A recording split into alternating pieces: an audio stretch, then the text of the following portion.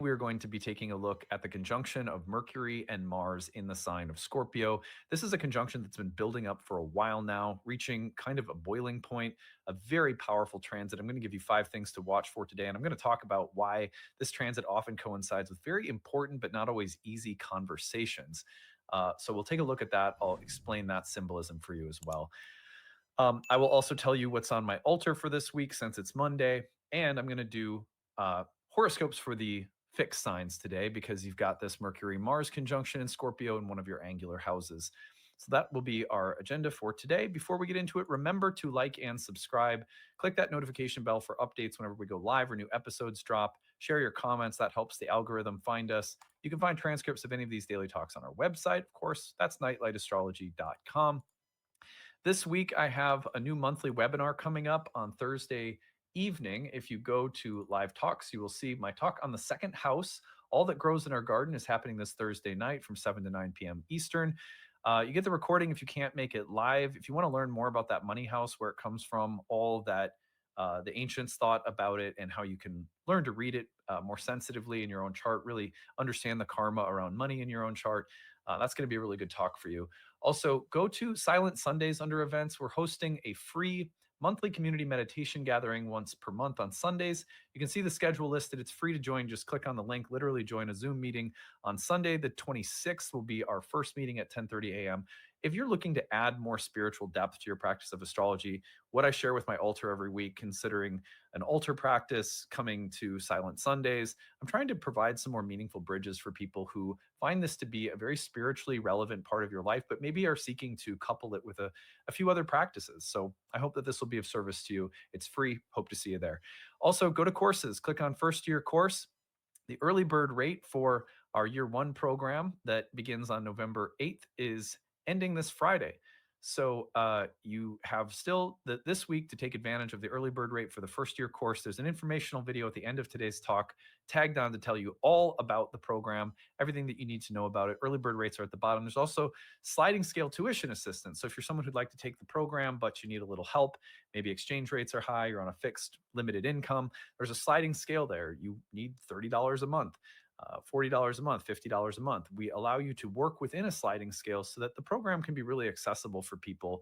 We don't want something that is spiritual and we think really important for humans in general to know about to be inaccessible because of things like socioeconomic background. So that's a big part of our mission at Nightlight. Please do take advantage of it. Every day I've been saying something about why I think astrology is valuable and why you might want to consider taking the time to study it in depth in one of our programs. The first year program is the best starting place, obviously. I believe that if people who study astrology, people like myself who practice it, people like yourself who just, it's an important part of your life, it comes from a long tradition, actually, of what I call monks living in the city.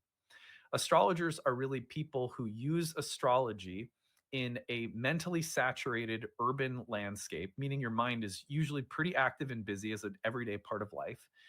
And this language of the heavens allows you to take that intellect and give it something like a daily walking meditation practice.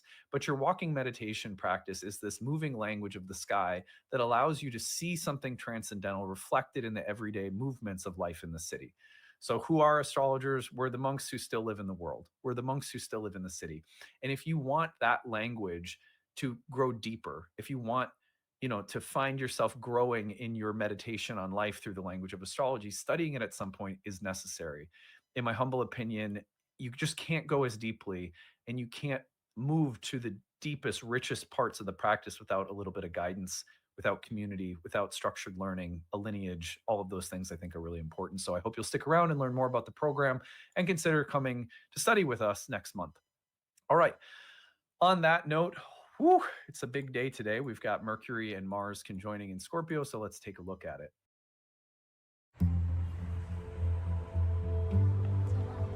You make good choices.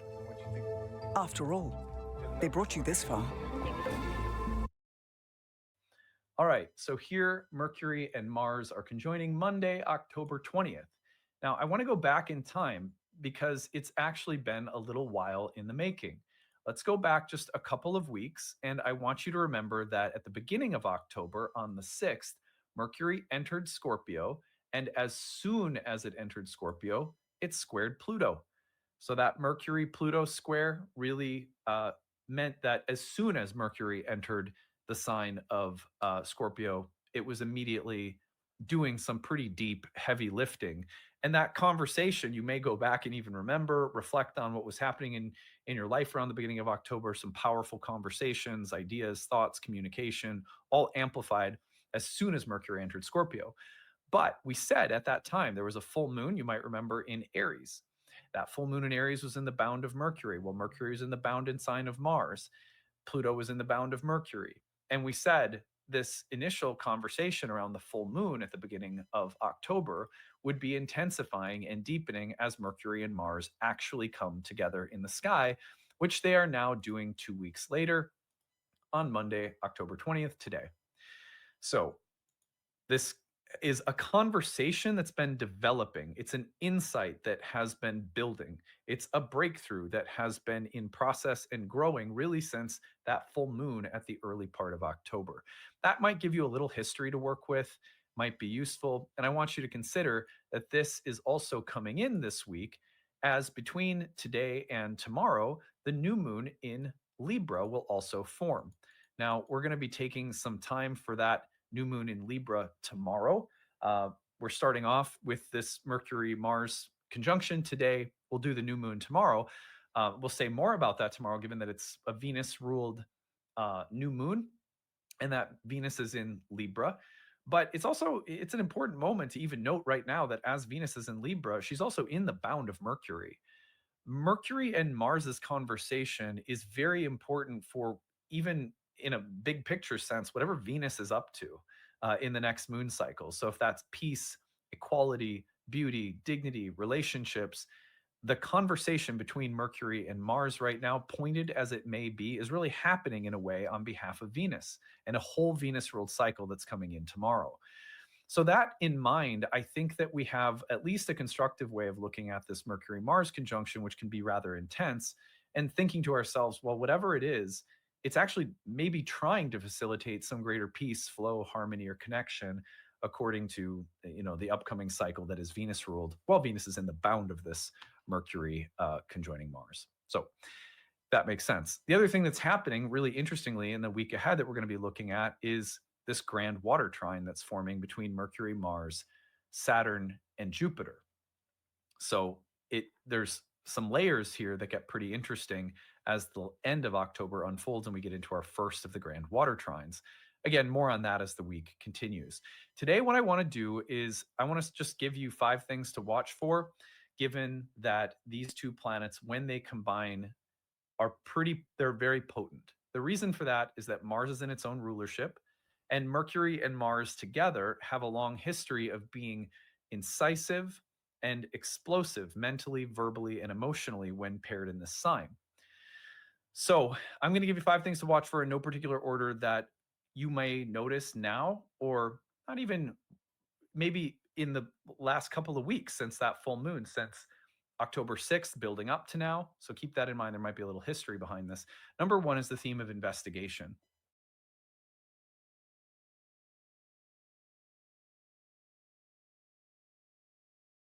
Hi, I'm Park Hwan. Join Kinder.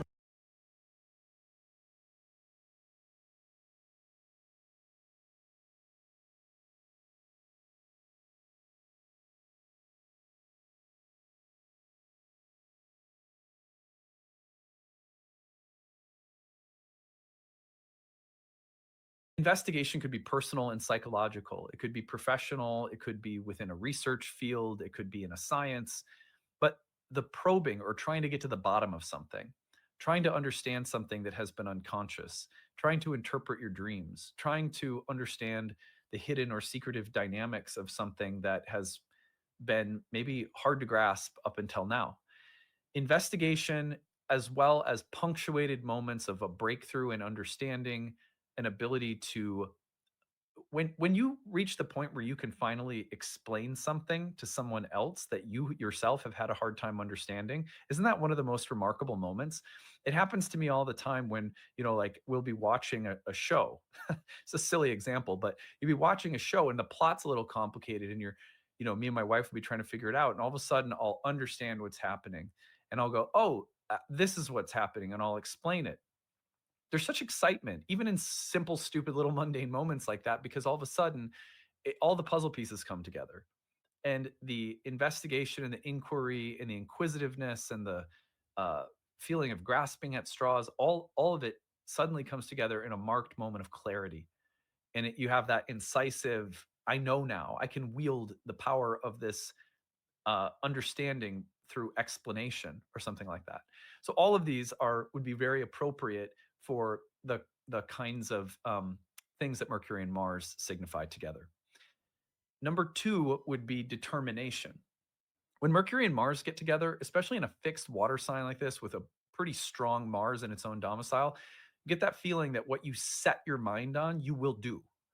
When you get an idea under a transit like this, there's often a real sense of power, motivation, follow through, stick to itiveness, perseverance that comes with it.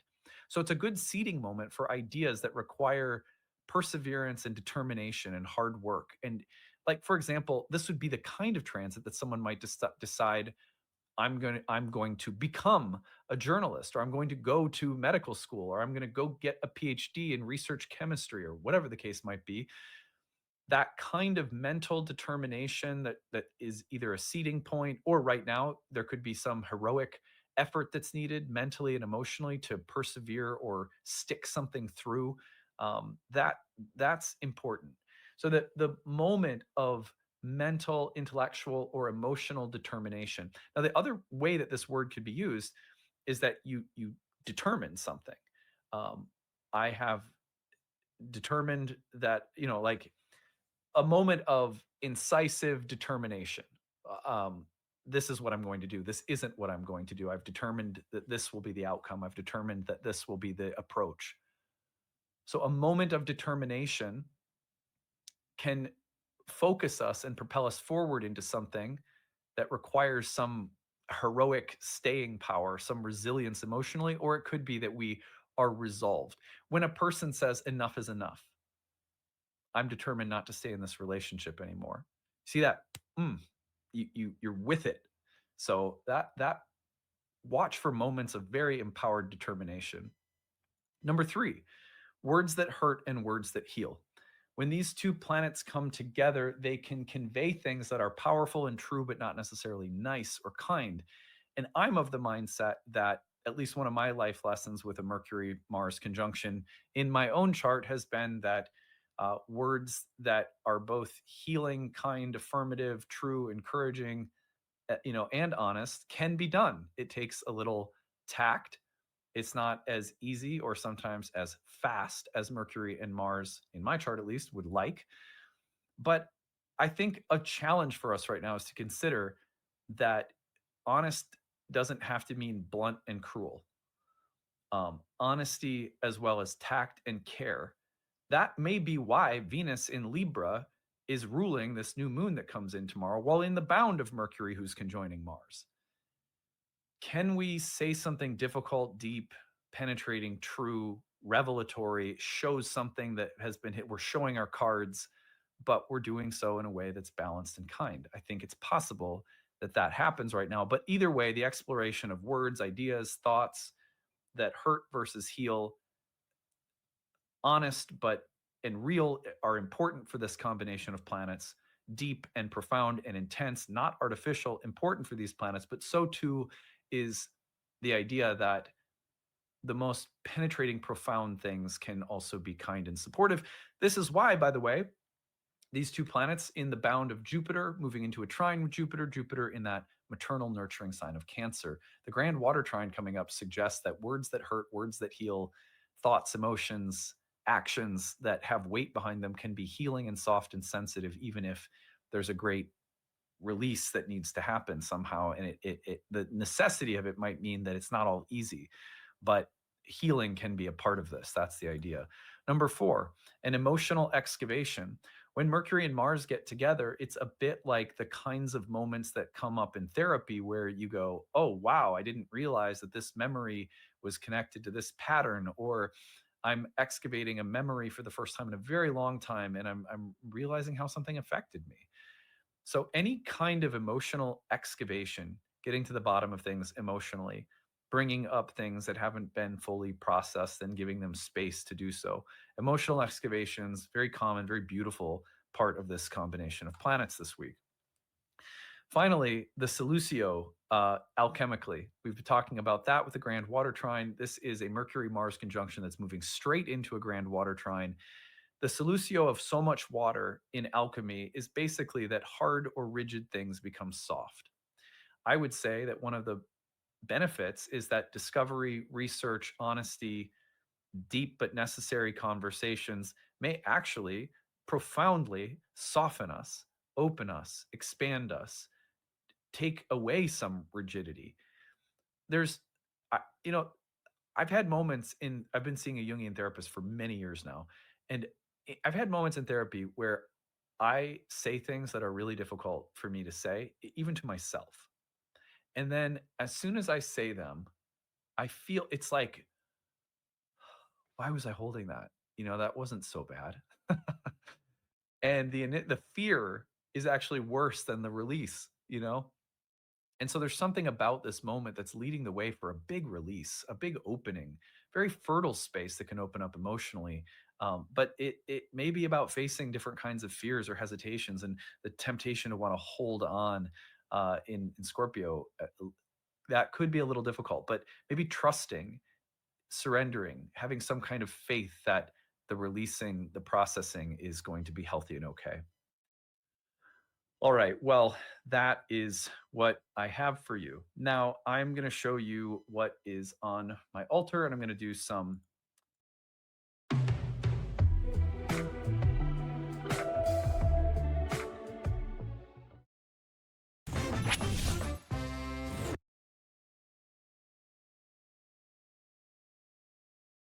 new moon tomorrow, some other fun stuff as the week comes up, as the week goes on. I mean, let's just take a look at, here we go. Let's get to the fixed signs. For the fixed sign, so if you're a Taurus, the conjunction of Mercury and Mars is happening in your house of relationships, marriage, love, interpersonal dynamics. A very powerful moment of breakthrough taking place there. For Leo, if you're a Leo rising, it's in the house of home and family. It's in the private internal sphere of life around things like parents, ancestry, feelings of safety or privacy, home, rootedness. If you are a Scorpio rising, it's happening in your first house. It's coming through you. It's about your own mind, psychology, character. It's about how you speak and move through the world, uh, and how you're growing and changing as a person right now. It's about your own emotions and feelings. For Aquarians, last but not least, is taking place in your career house. These two planets coming together in the workplace, or in terms of your public facing identity, your vocation or role in the world, or conversations that are taking place in the work environment somehow.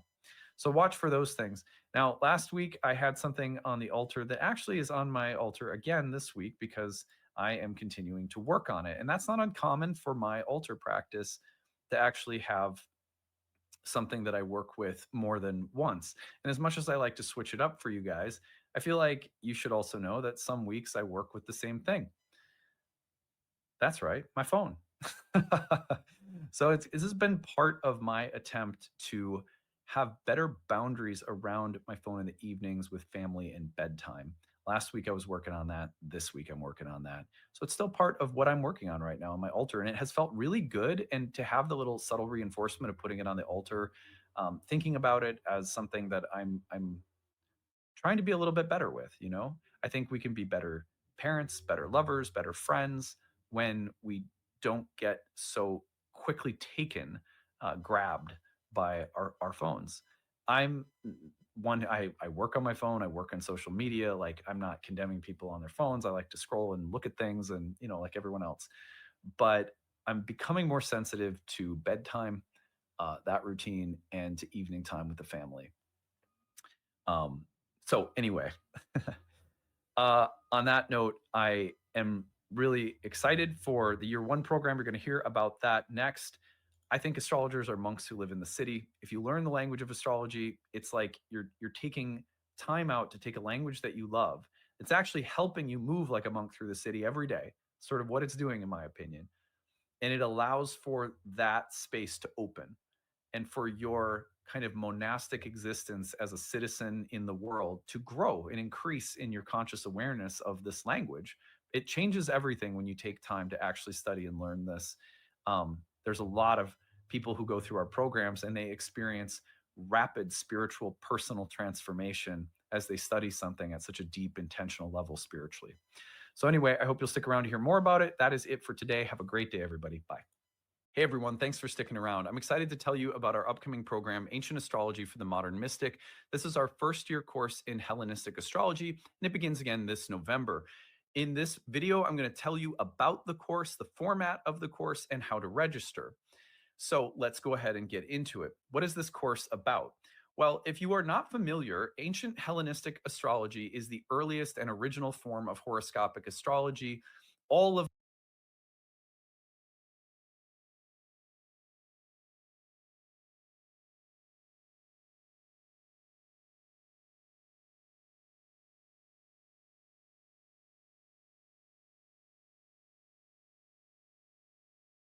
Imagine being able to build an app with your name on.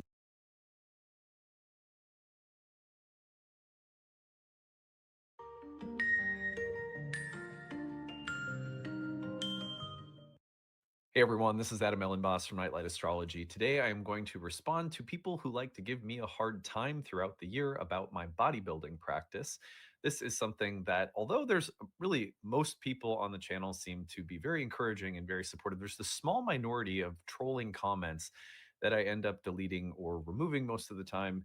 And I want to actually respond to those today because I'm at a kind of inflection point in my journey with bodybuilding, and I have some thoughts that I've taken the time to develop as a way of responding to the kind of consistent nature of these trolling comments that I get. And I thought this would make for a fun episode because to me, it's also an opportunity to reflect on the value of physical fitness as a spiritual practice and show you some of the astrology that has been connected to um, bodybuilding coming into my life and becoming a very important part of my growth as a human, as a soul, as an astrologer, as a husband and father.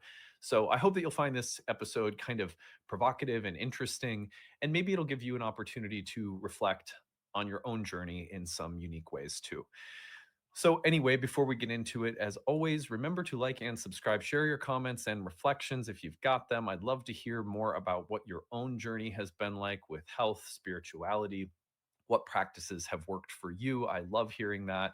I think that there are as many ways to grow spiritually as there are people, you know? So, drop a comment. Tell us what you think. Transcripts of any of these daily talks can be found on the website, which is nightlightastrology.com. This is a weekend bonus episode, so no promotions.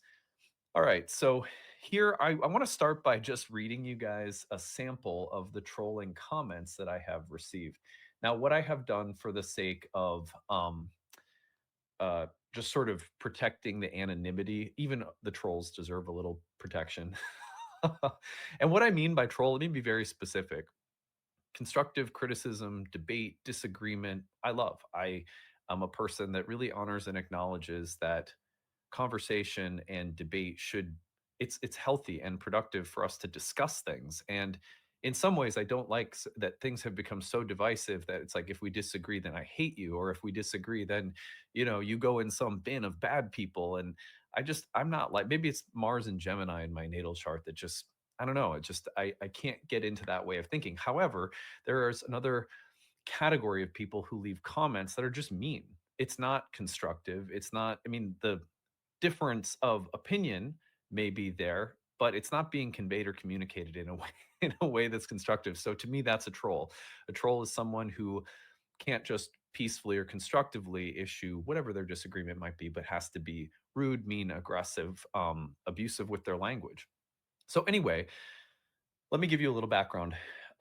Maybe 2021, the summer of 2021, I started seeing um, a personal trainer. And I started going to the trainer at first 3 days a week. And then within a couple of months, I upped it to 5 days a week because I found it so beneficial. And I just found a passion like, wow, I really like this. This really makes me feel good inside and out.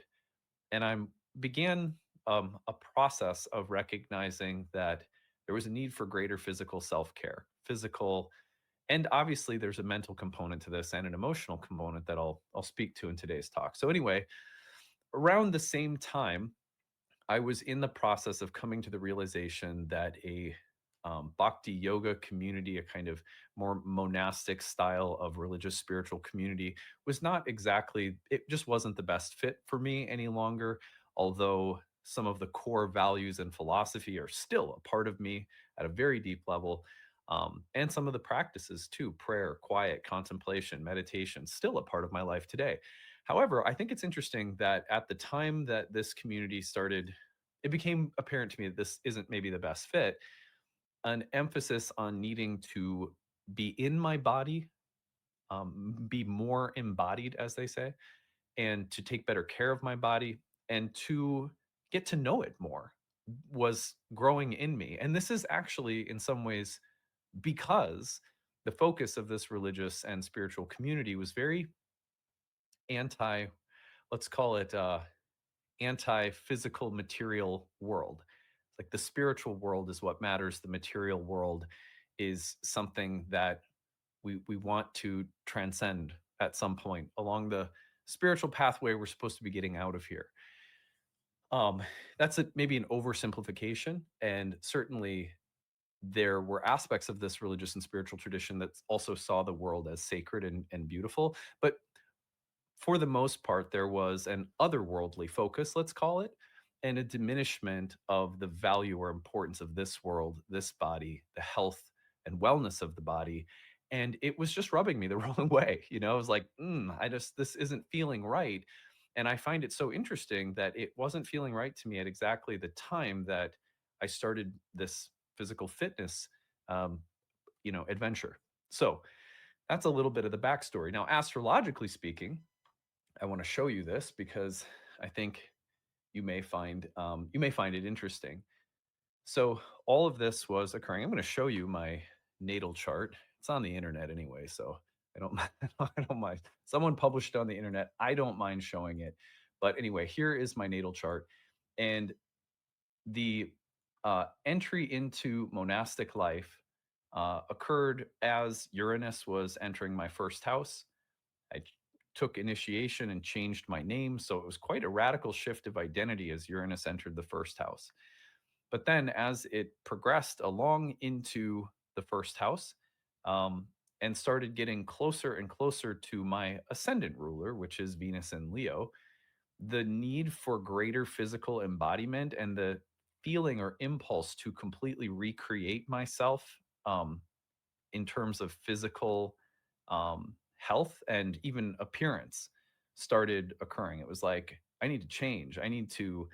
Um, I need to feel better. And I'm not ashamed to admit that there was a desire to look better as well. I want to feel better and look better because I didn't feel the best. And if you don't love the way you look, I mean, there can be a part where it's like you need to love yourself no matter how you look. But then there's also a part where it's like, if you're not being so healthy and you don't feel great about yourself, it's not uncommon for people to be like, okay, I need to eat different. I need to take better care of my body, et cetera, because I want to look and feel my best. So that started happening for me as Uranus progressed in Taurus in my first house and started getting closer to a square with my ascendant ruler, Venus. And so these paths started diverging.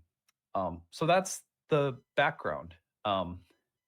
Up until that point in my life, I would say that I had um, a very strong background in spiritual, intellectual, and emotional or psychological development. Many years of counseling, many years of working with entheogens, ayahuasca, yoga, meditation. And in fact, during the years of time that I spent in the Bhakti yoga tradition, which was about 5 years, um, I practiced japa, form of mantra meditation, daily for at the least an hour and a half, but usually between 2 and 3 hours daily. And I didn't miss one day for almost 5 years of my participation in the tradition. So practices like that, the development of my mind and intellect through several graduate school programs and a lot of reading and research and just being that kind of intellectual type of learner and grower. Um, Meditation, inward exploration through psychedelics and altered states, all of that was the primary lens through which I was experiencing myself in the world and going along my path. When I was really young, prior to some things that happened in my life that really sort of put me on this spiritual philosophical path, I was really athletic and I loved playing sports. And it felt as though when this path of self exploration developed in a philosophical and spiritual way, that the physical and sort of athletic side of me got just set down. So, what felt really interesting to me was as Uranus progressed into my first house, it felt as though there was this call for that part of myself to be picked back up and included. Like, hey, I'm a part of you too.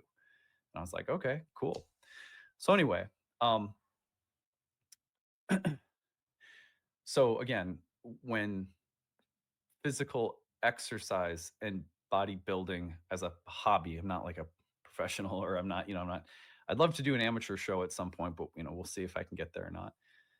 But this path came in at a time where it felt like it was very clear to me that there was that I was getting to this inflection point where there was so much mind and spirit and emotion and psychology and academic intellectual development, but there was like a hole, just like this physical part of me and a more athletic, I would even call it masculine, but I don't even know if that's that important. That this part of me just needed more. It was like, I want more. I need more time. I need more investment because I'm a part of you that feels neglected. So that's the best I can explain it. And so naturally, as I left this spiritual and religious community where I had taken vows and initiation, I went back to my name, um, Adam. I was going as Achutabhava, which was my initiated name. Um, I the thing that came, I mean, quiet time, meditation, prayer, my altar, these have never left, right? But they're that 2 to 3 hours a day of meditation basically got shifted into the physical practice of bodybuilding. And that gradually took place and has taken off over the past, well, I'm going on 5 years now. Want to trade CME Group futures at a low cost? Access a wide range of CME Group futures with interactive brokers. Equity index futures and options offer around-the-clock, capital-efficient access to the S&P 500, NASDAQ 100, and more. Open your account and start trading today. The best-informed investors choose interactive brokers.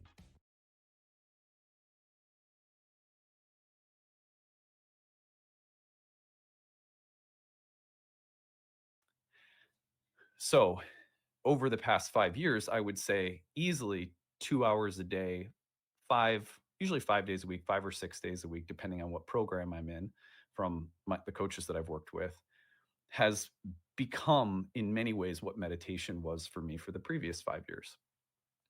So today I want to tell you 5 of the ways that I think 5 years of meditation have been strikingly similar in some of the most profound insights and benefits for spiritual growth that bodybuilding has been for me over the most recent 5 years.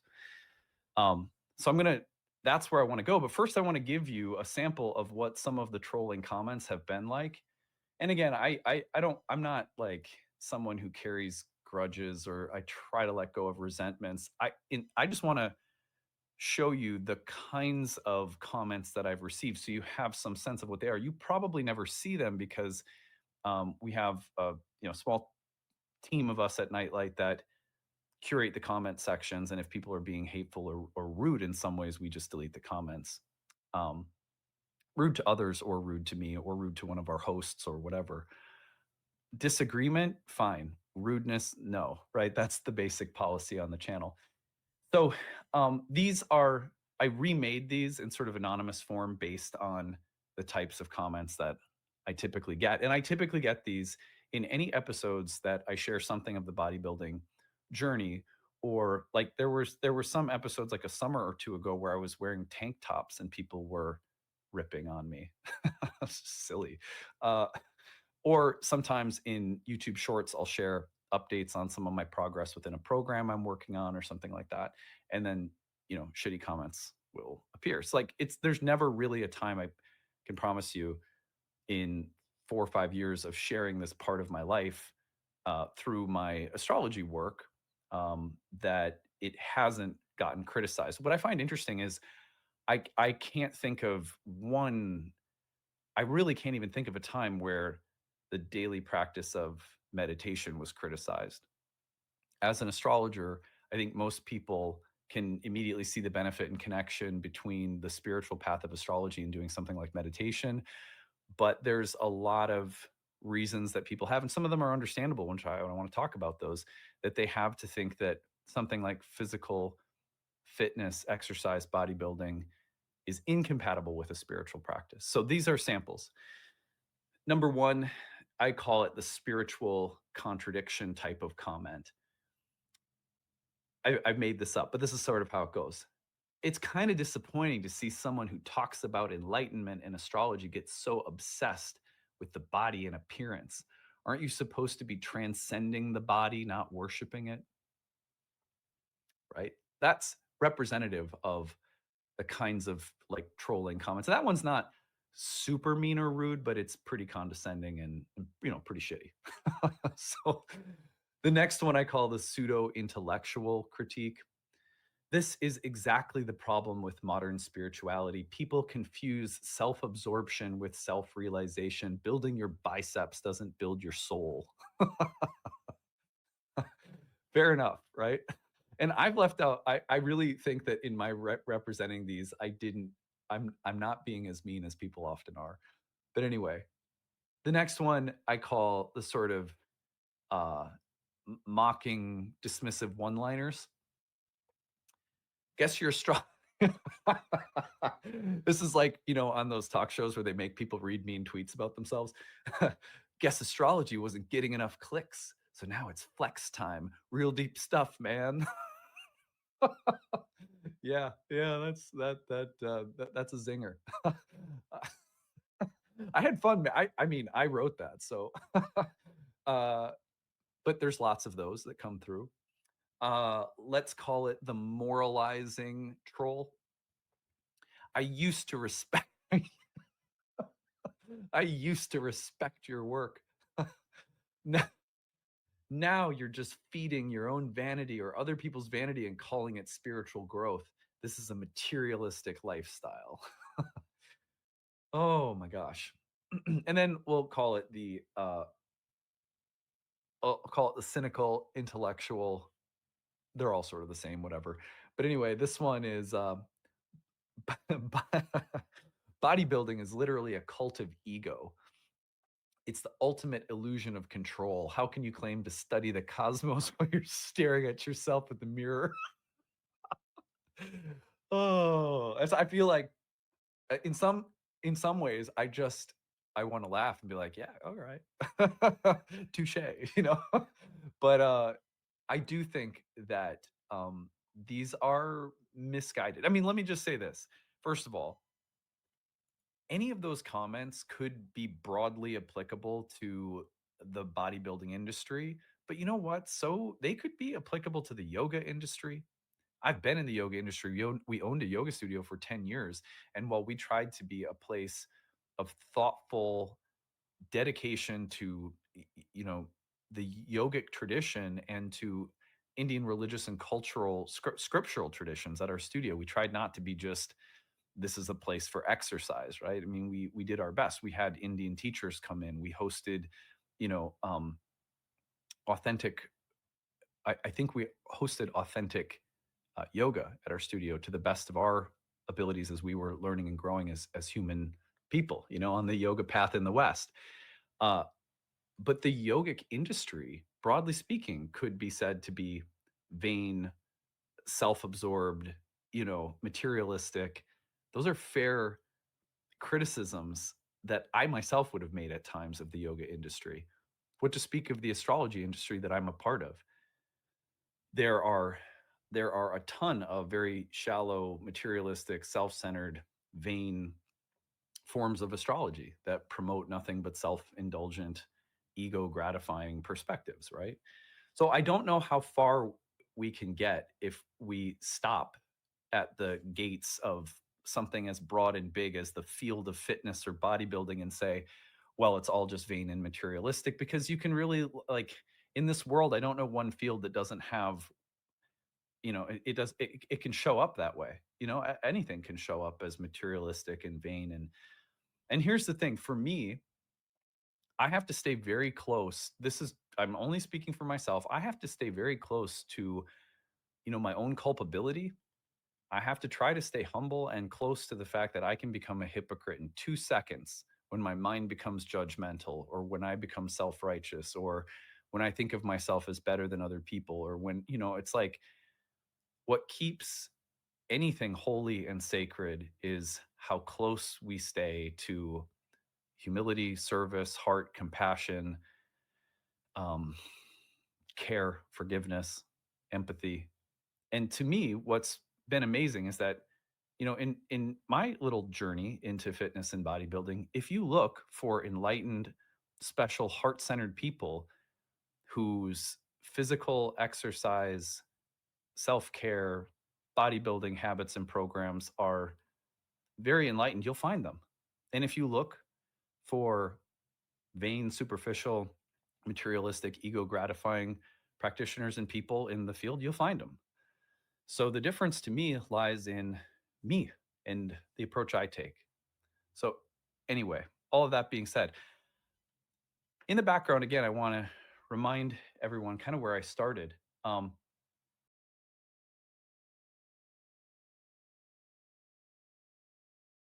Fiverr. Find the right freelance service right away. So that's how they're growing so fast. Yeah, I imagine they had way more employees than we do. I mean, look at the number of projects. Look at that frozen yogurt tab. Digital marketing, AI experts, web design. Raspberry mocha swirl. Unbelievable. Should we try? Coming into what is now about 5 years worth of 5 to 6 days a week, the only time that I've not been in my 5 to 6 days a week was when I had umbilical hernia surgery. I want to say it was like 2022. It's something that I had been needing to get fixed for a while, and then I finally got it fixed, and I was out for like 2 weeks, something like that. And then I could very gradually start ramping up again. But other than that, over about going on 5 years now, I have been at least 2 hours a day with weight training and cardio. Often 2 to 3 hours a day if I consider some time for stretching, warming up, lifting, cardio. That's a 2 to 3 hour process for me a day that has become my sadhana. It's become a daily spiritual practice for me. And I want to share 5 ways in which that practice has been strikingly similar to 5 years of 2 to 3 hours of meditation a day, both to respond to these criticisms and critiques, but not just to try to validate myself, to also share something of what I see of the value in this in case it's useful for other people, And it is a reminder that there's so many different ways to approach growth and healing. Obviously, astrology is my main practice, my main focus. It's where I spend most of my time, and it sort of is my primary love language between me and God. But meditation has been, physical yoga asana has been, 10 years of working with ayahuasca has been. So I've had a lot of different practices throughout my life. I got into a phase in New York City where I was doing Bikram every day for a couple of years. So I've always been like that too. And I'm not necessarily saying that you have to have something as daily and crazy as I do. That's part of my, it's part of the, you don't, what's the quote, you don't have to be everyone's cup of tea, but you can be your own strong cup of tea. And if some people like it, that's enough. And that's kind of how I see it. Like, I'm someone who likes consistent practices that are focused over long periods of time. It's just what I like. So anyway, here are 5 ways that, to me, 5 years of meditation daily has been strikingly similar to 5 years of 5 years of bodybuilding. All right, first, just basically, um, both daily weightlifting, cardio, bodybuilding, and meditation demand daily devotion and unwavering, because you don't see the transformation of your physique, of your health, and of your mental and physical well being, all of which bodybuilding accomplishes, only if you stay consistent. And, you know, it doesn't matter how you feel. You have to sit down and meditate, or you have to go to the gym and do your work. And so, but if no matter how you're feeling, you show up for your practice, the benefits slowly accumulate. Um, Through the consistency, a kind of strength or faith are built. I can do this. I'm okay. If I show up, that's all that is required. It's not only in muscle or in mantra, but in the spirit that the muscle practice or the mantra practice puts you in touch with. If you show up in the gym every day and you move your blood and you move your muscles and you contract them and you breathe and you focus and you do that work, no matter how you feel, it's not a lot different than showing up and sitting and doing your mantra meditation every single day, no matter what you feel. What the mantra puts you in touch with is, I have an unbreakable, strong, beautiful spirit. And that spirit starts to become the source of your health.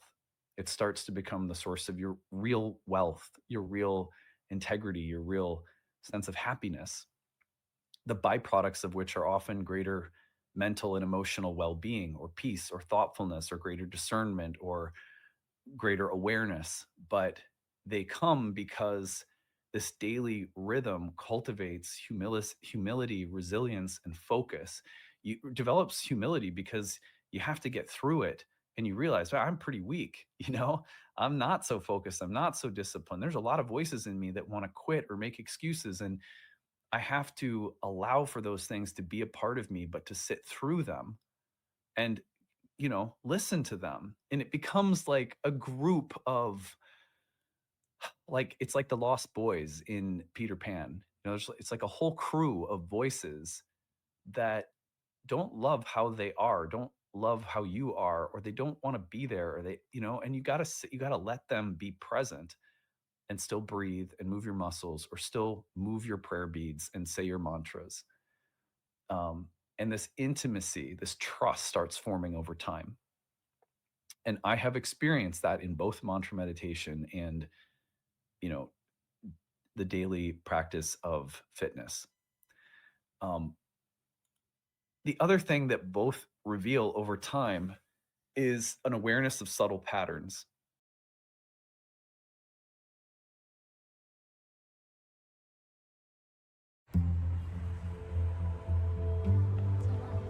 You make good choices.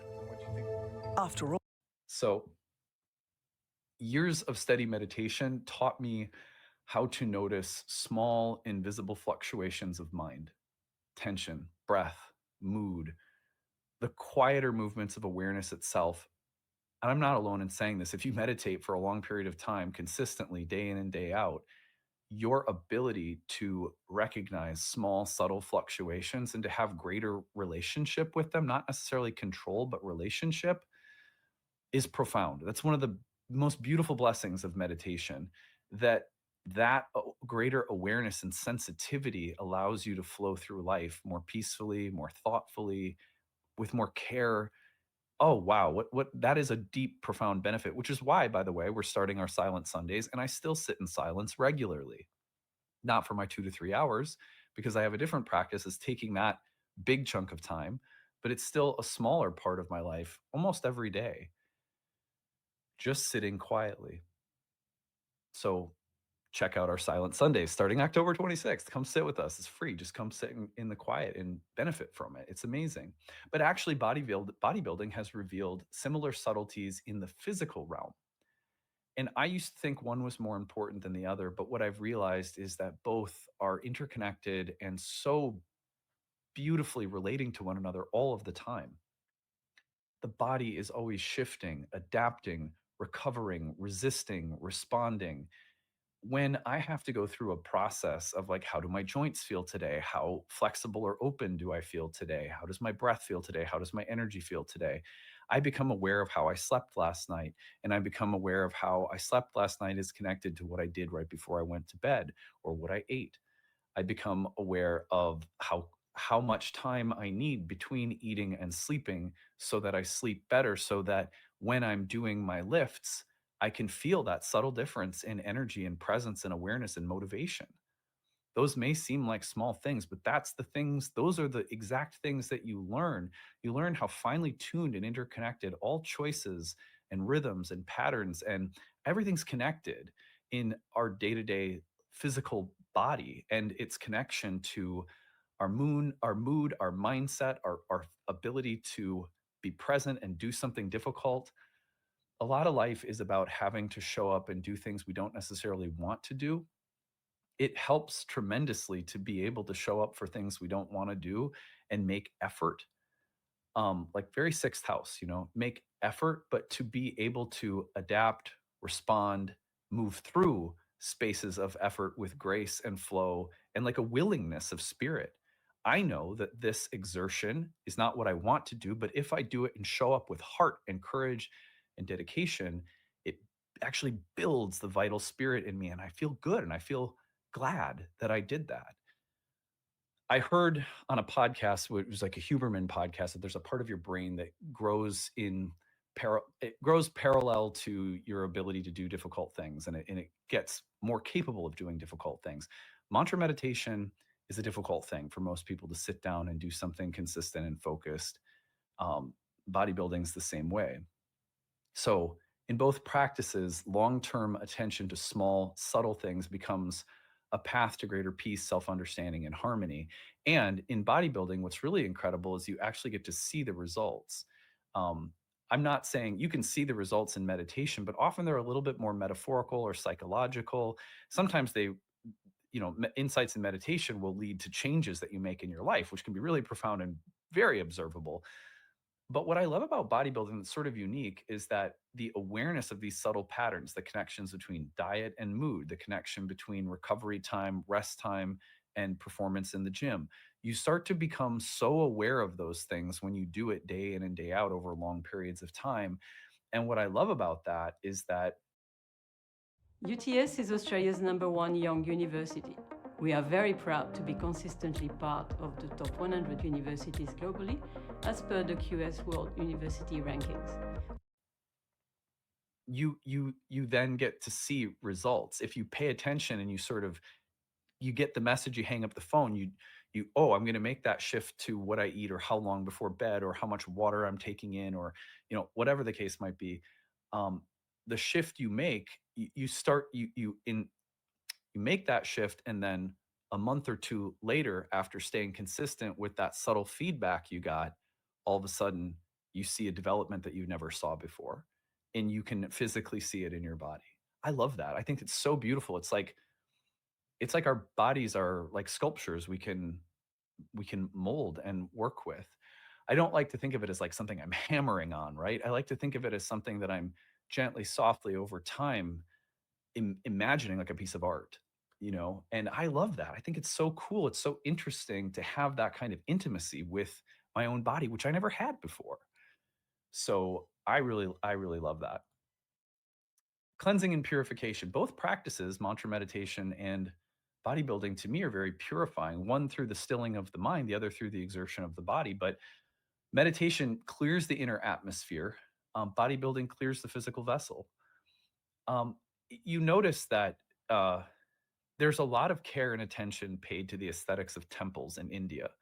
When I was in India, if someone were to say, oh, spirituality doesn't require anything ornate or anything beautiful or anything well designed or built or structured, it's kind of foolish to say that if you look at any of the houses of the holy in India.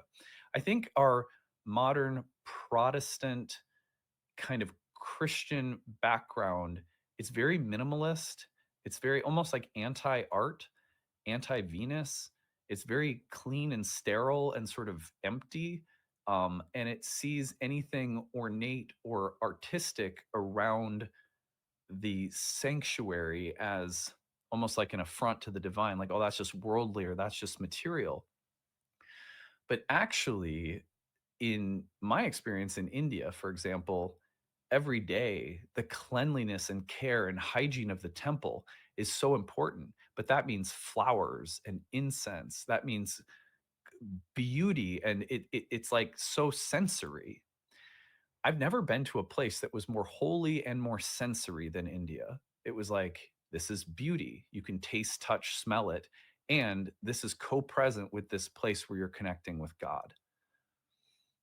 So to me, although I totally get the idea that fitness and, there can be a lot of vanity, there can be a lot of materialism, but so much of bodybuilding over the past 5 years for me has been so intensely private and so interior. It doesn't seem like it would be because, as soon as you share a photo of your progress and you're proud and you're working and everything, it can fall right into this kind of stereotype of like meatheads. And I get all of that. But actually, the beauty of the temple that houses the body, the care of the temple that houses, the care of the temple of the body that houses the spirit soul is what I'm trying to say. Um, is in many ways just as important as the care of the soul itself. There's a hexagram in the I Ching called number 22. It's called grace. And it says basically two things that are part of the teaching of this hexagram. One is that decoration enhances essence, and uh, decoration can potentially diminish or cheapen the value of what is within. And you have to be aware of the difference. So, for example, um, if you ever gone into someone's home and it's like really ornate, but there's no soul, you can feel it. You're like, oh, this is kind of it's a beautiful place, but it kind of feels soulless to me. None of us are judgmental people, so we would never do that. But but you know what I mean. At the gym, you may run into people. I've used this example before. You may run into people where you're like, wow, the temple of their spirit, soul, in this body sure does look beautiful. You talk to them and you're like, oh, too bad there's no light on inside. I'm just kidding. But you know what I mean? It's like, yeah, so beauty should be something that enhances essence is the message. That have you ever talked to someone who's healthy, who's vibrant, who's glowing, who you can tell, oh, they must be eating healthy, they must be taking care of their body, they must be active. um, and then they speak and it's like, oh wow, they're thoughtful, they're compassionate, they listen, they're interested in me, they're not vain, this is like a really attractive spirit soul that I'm talking to, and they look really good, they look healthy, they look happy. I maybe this is romantic thinking on my part, maybe I'm out to lunch. I suspect that, not that everything in the past is to be worshiped, right, but I suspect that cultures, people, places, times, circumstances around planet Earth, the further we go back, people probably looked healthier and happier on the outside than I think a lot of us, at least in the modern West, do today. I think part of that is because, to be honest, I think, a lot of our food is saturated with addictive chemicals. There's a huge amount of physical health problems. And I think a lot of it stems from a lack of self care, a lack of the appropriate nutrition, a lack of available education, all of that kind of stuff. So, one of the things that this has done for me has shown me, oh, wow, like every single day, the food I eat is medicine. It has to heal me, it has to restore me. No wonder I don't feel so good mentally and emotionally today. I've been eating like crap. And I can have all of that awareness, and I can have it without there being like shame and self-loathing. And that's something that I've really learned, is that taking care of the body every day, just like taking care of the mind every day, the mental and emotional body every day through meditation, is hugely valuable for the sake of staying healthy and sort of clear and clean. And it's like good hygiene spiritually to meditate, but it's also good hygiene spiritually to clean the temple and to make sure it's beautiful. Uh, so meditation may clear the inner atmosphere. The bodybuilding clears the temple that houses that inner atmosphere. Both are really important. And I think both probably should have a place in our life, whether it's as simple as food, diet, rest, hydration, or some form of physical activity, as well as interior, mental, emotional work. Like we need all of it. Uh, okay, so that's number three. Number four is presence, breath, and relaxed control. True meditation and true training are not mechanical, they require presence. In bodybuilding, you will hear a lot of really thoughtful, I think, really cool coaches. I've had the good fortune of meeting some really thoughtful, beautiful souls who are on the bodybuilding path. Um, and they talk a lot about what's called the mind muscle connection. But what they're really talking about, in my mind, as someone who has a long history of practicing meditation, teaching meditation, yoga, etc., is that they require presence. They're talking about presence. They're saying, you know, what actually creates the greatest muscle health, muscle development, growth, strength, development, all of these things is when you're lifting, make the connection between your mind and the muscles and body parts doing the lifting. Not only is that safer, but it also requires most of the time when people teach you about mind body connection, they're also teaching you about the appropriate pace.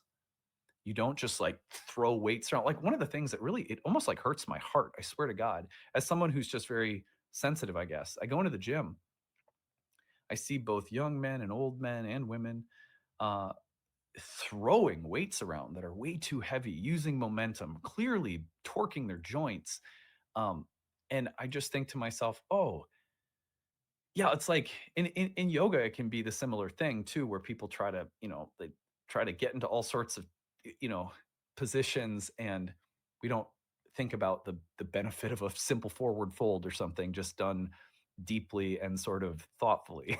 You know, it's like I've had the benefit of having coaches and trainers who have really taught me slow down, make the effort and presence and controlled breathing and that mind muscle connection. But those, when you're lifting from that standpoint, and you'll see, I'm not making this up when I say, I don't know, I haven't listened to, I've watched some really cool documentaries about pro bodybuilders all around the world. And when they get to that level of developing their bodies at the pro level, although there's all sorts of things that I'll never understand, you know, about the kind of dedication and discipline and extremes that people go to in like pro bodybuilding. That's a whole different conversation. But one thing that they unanimously seem to agree upon is that your, you know, the quality of presence and thoughtfulness and like breathing and control. I mean, you watch them work out and it is just beautiful. I mean, they are just, they have such mastery over their lifts, and it's really cool to see. And it reminds me a lot of watching very masterful, you know, Iyengar or Ashtanga practitioners. Like the the level of body, breath, muscle awareness at really high levels of the sport is super impressive to me. Set aside all of the the other extreme things that often go along with pro bodybuilding, but that maybe another talk. So true meditation and true physical training in my mind are not mechanical. They require presence, whether you're jogging or whether you're mountain climbing or whether you're dancing or whether you're lifting weights. Whether I'm moving a barbell or repeating a mantra, the real work happens in that delicate space between effort and surrender, control and release. Both invite a kind of transcendence. I'm in the body, yet I'm moving beyond its restless demands. It doesn't want to do this, but I have to keep going and move through it with grace and surrender and trust. And I I can't tell you how much I don't want to do a bench press, you know. But then when I find the grace and flow to move through that difficulty, it is not different than sitting through 20 minutes of a 2 hour stretch of meditation where I feel like I want to set myself on fire. I'm so restless. So, um, anyway, I think that that level of presence is really special, and anyone who has any kind of physical practice of any kind, I think, really can understand what I'm talking about and how beneficial it is to have that. Because then I find myself in a difficult parenting situation, or maybe I'm working with a client who's in a really intense space, and I'm even getting emotional or I have to stay grounded to hold space for someone I'm reading a chart for. Um, I know I am familiar with my mind and body, and they are strong, steady, willing participants of going through difficult things or of holding space when it's difficult. So presence, breath, relax, control. I honestly, I've done 5 years of mantra meditation, going on 5 years of bodybuilding. I don't see a huge difference. I really don't. Number five, living in a constantly changing vessel. Both paths have reminded me personally that spirit is living in a changing, fluctuating material world, and that the material world needs to be related to thoughtfully, that we need to build bridges between spirit and matter. And the only way to do so is to develop practices of presence, awareness, care, connection. Um, I was someone who never really had a connected relationship to my body, to my muscles, to every like right now, I could tell you how just about every major part of my body, how is my back feeling, how are my hamstrings feeling. Like I could I wasn't able to do that before. I didn't have the awareness of my body in time and space. For many people, yoga does that. Physical asana does that. Dance can do that. Um, exploring movement. When I was in graduate school, I did the five rhythms for a while. That was something that did that for me as well. Um, but the life is lifing all the time and it doesn't stop. And so, as far as I've learned with both bodybuilding and meditation, both are really designed to keep us present and in connected, loving relationship with ourselves and with the life around us. And that requires every rep, every breath, every day is like an offering to the inner spirit soul. The more we stay connected to it, the healthier and happier we are. And there's many ways of doing that. Some are more physical, some are more mental or emotional. But to me, in all honesty, as someone who has, I don't mean to sound like pompous, but I highly doubt that the trolls who typically leave those kinds of comments have would be able to compare 4 or 5 years of 2 to 3 hours of meditation a day alongside of the same amount of time over 5 years dedicated to physical practice like bodybuilding. I don't believe that most of the people leaving those comments know what they're talking about because I don't think they've done the work to know the difference or to be able to make meaningful comparisons. And most of the time, that's that's just sort of where I go inside is like, well, I know because I've done it. And so I trust what I've learned. But anyway, I'll conclude with this. I was thinking about how to define the value of a life of devotion to physical practices. I think we have mountains of text talking about the benefit of prayer and meditation and inner contemplative practices or study. I don't think much more needs to be said about that. At least for me, it's been more profound to think, well, what, because as far as I can tell right now, I want this kind of physical self care, which is diet, exercise, rest, recovery, water. It's the whole thing, right? But the tending of my physical form, I don't see as ever going away, although it may change in its expression. But I was thinking, like, well, what would the value of that be over the course of a life to really care about our physical form as a part of our spiritual development? And I thought of something. I think most spiritual practices, especially Christianity, has taught us to assume that the body and the material world are less spiritual, less important, less valuable, less sacred. But to me, they are inseparable. And this has been the biggest personal revolution in my life because I didn't really struggle with the part of, mental, emotional, psychological, intellectual things being of value. That was always natural to me, but this was not. This was counterintuitive. This I had judgments against. This I had reservations about. I could have easily been in the troll comments myself at a different time in my life, to be honest.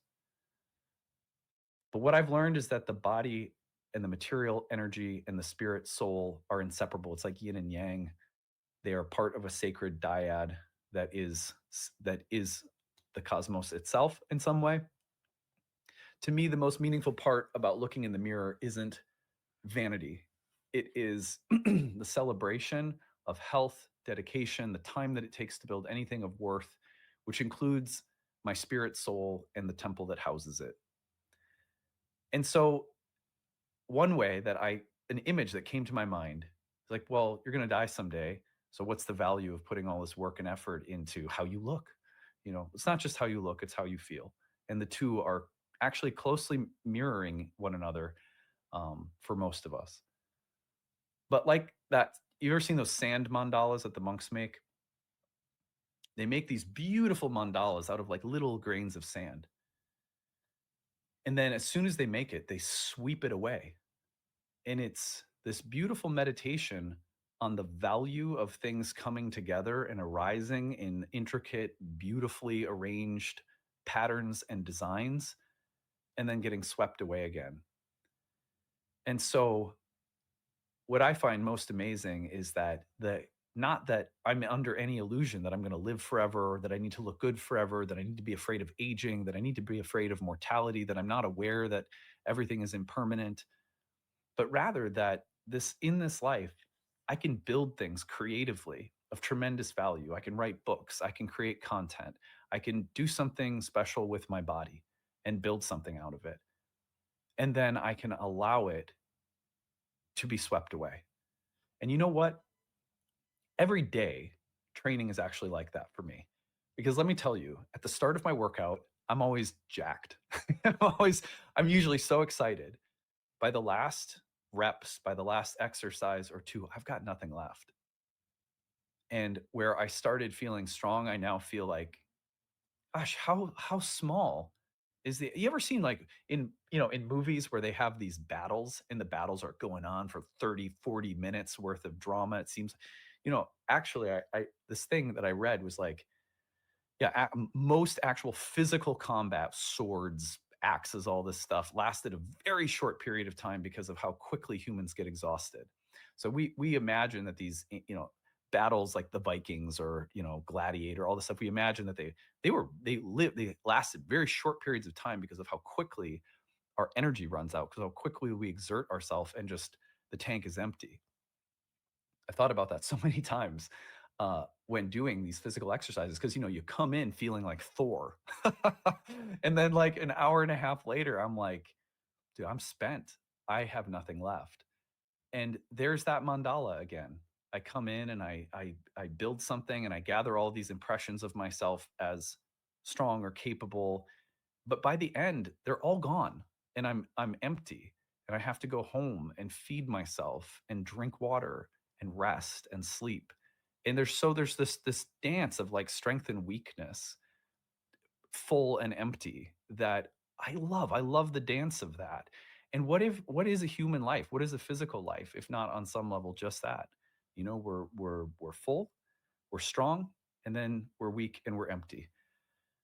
Embracing that to me has been at the heart of my own bodybuilding journey. And it has been truly like 90%, 99% of the interactions that I've had sharing this part of my journey with all of you have been encouraging, affirming, sweet, fun. It's been exciting. I've gotten messages and pictures from people tagging me on Instagram, showing me, hey, I'm getting back to the gym. Hey, look at this meal I made, you know, healthy whole foods or whatever. Like, good, because if I can do anything to encourage people, whether it's prayer and meditation or altar practice or physical fitness or drinking more water or getting enough sleep or taking care of yourself, this language to me is not meant to be lived in a vacuum. It's not just a 411 information line, like a self-help gossip column. This is a language that's meant to help us move through life like it's a prayer, um, just like the kind of breath work you do in mantra meditation or in lifting. This language is meant to be accompanied by all sorts of complementary practices of self care. And if people want to say that the body is less important than the mind or spirit, I just disagree. And that's where my path, has taken me. And it's been really fun to share it with all of you guys. So, hope you enjoyed this episode today. Kind of a deeper, probing exploration of, and kind of a fun time for me to reflect on it. Just one concluding remark, which is that the idea for this talk came up for me as I shared an update in a short that I did recently, got some shitty comments, and I was like, oh, look, here they are again. But then Saturn uh, was squaring my natal Mars.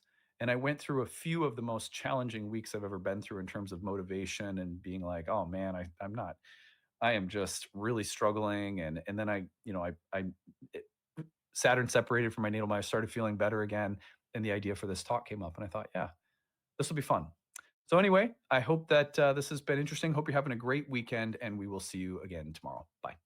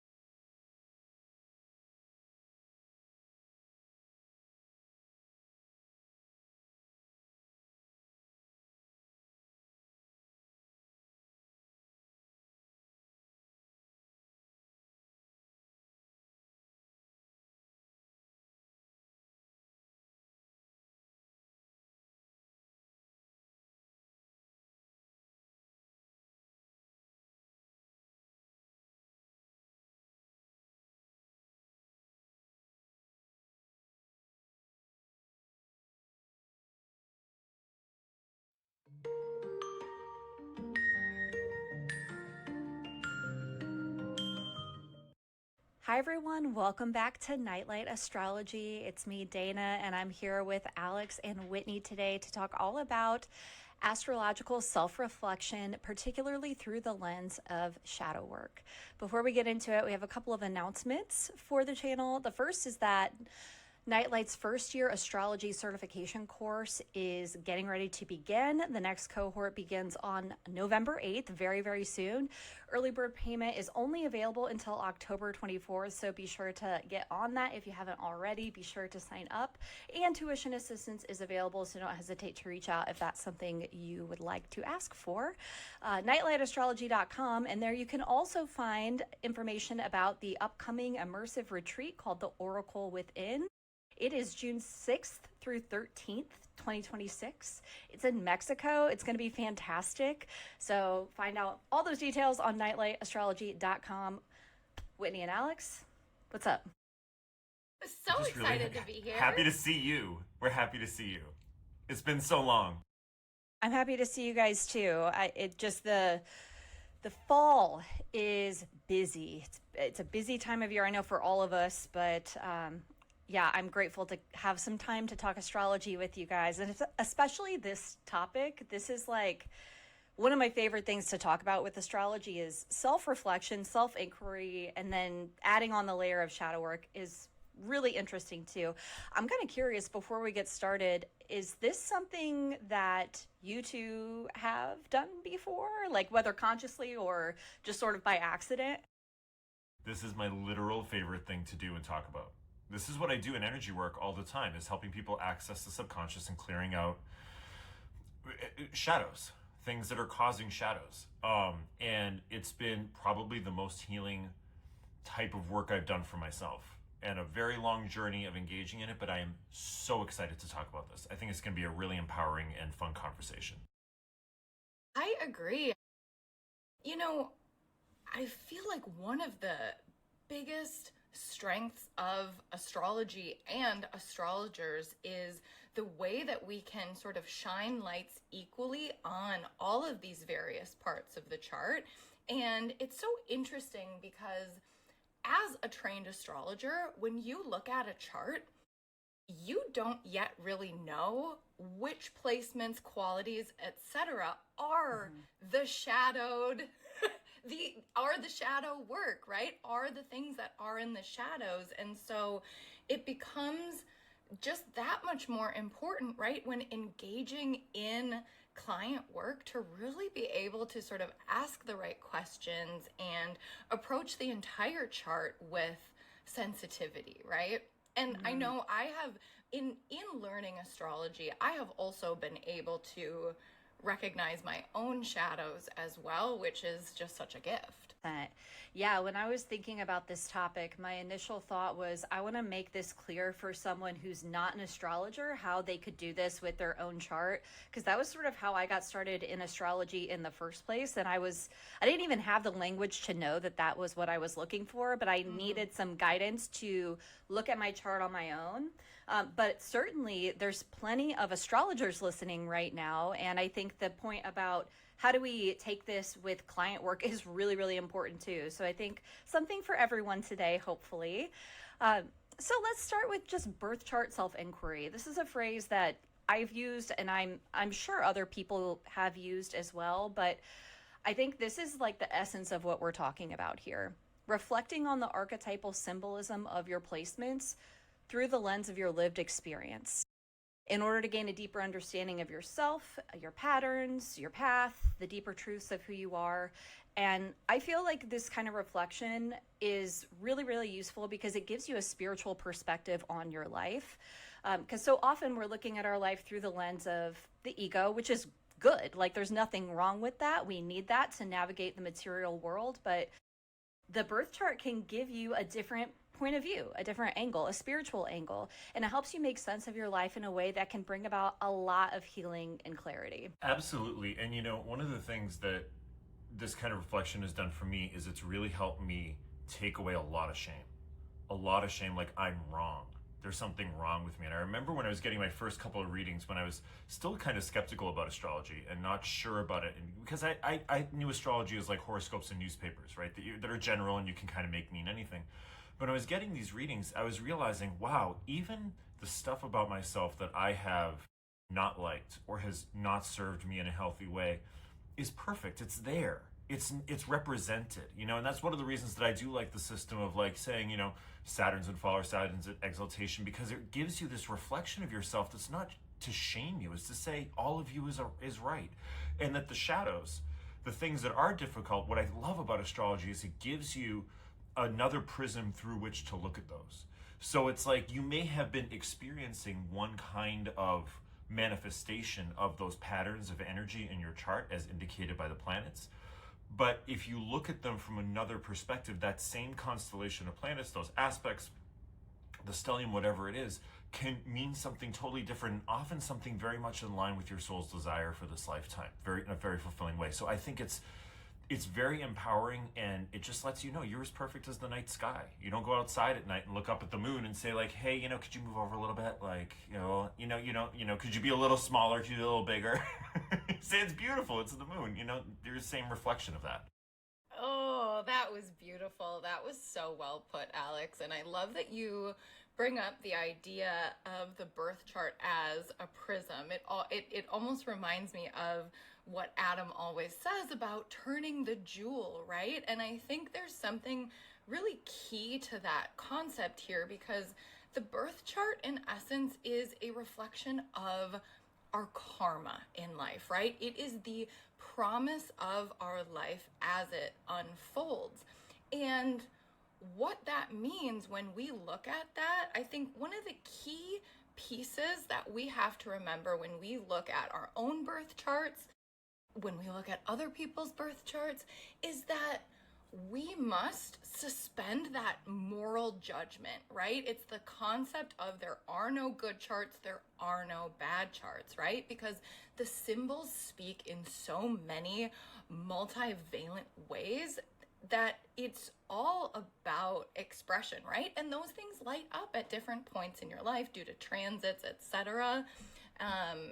And so that's why I think this work is so important, because it helps us really see both sides of the coin, right? Take the good with the bad, etc. Yeah.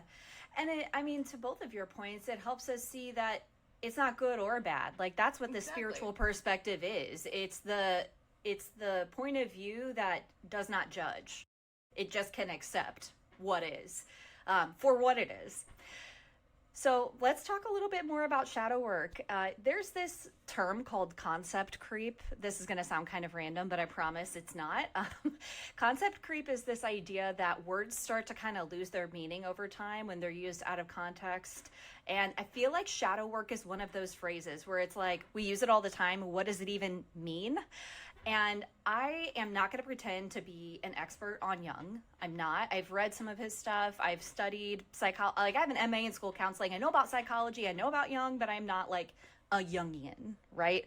However, I did find a quote that I feel like is a good encapsulation of what we're talking about. And it goes like this: one does not become enlightened by imagining figures of light, but by making the darkness conscious. The latter procedure, however, is disagreeable and therefore not popular. I think that kind of captures what we think of when we think of shadow work. We're trying to make the subconscious or the unconscious conscious so that we can feel more whole and complete, but it's in the dark for a reason, meaning there's something about it that the ego self is like, ew, don't like that, don't want to acknowledge that, don't want to look at it. But the shadow is not a villain. It's just the energy that's been warped by fear. So really, for me, what we're doing with shadow work is we're alchemizing fear. We're disarming and neutralizing fear so that we don't have to be afraid of the dark anymore, so to speak. I love that. And I think also it's important to recognize that the shadow is an effect, not a cause.